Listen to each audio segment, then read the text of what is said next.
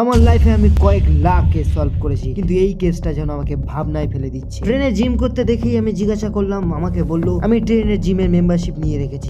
বন্ধু তার এক্স এর কথা ভেবেই ভোজপুরি গান চালিয়ে ভীষণ এক কান্না। আমাদের মাথায় একটাই টেনশন, আমরা কি আসলে এই রহস্যের সমাধান করতে পারবো? ভাবতে ভাবতেই আমরা চলে আসলাম টাকি রোড স্টেশনে। এসেই দেখি কিছু মেয়ে ট্রেন যেতে দেখেই নিজেকে সস্তা কাজল ভাবার চেষ্টা। তারপরেই আমরা টাকি কলেজের অলি গলিতে এই রহস্যের সমাধান খোঁজার চেষ্টা করলাম। এই রহস্য সমাধান করতে গিয়ে আমরা এমন কিছু এলাকায় গিয়েছি যে এলাকায় যাওয়া মানে নিজের মৃত্যুকে ডেকে আনা।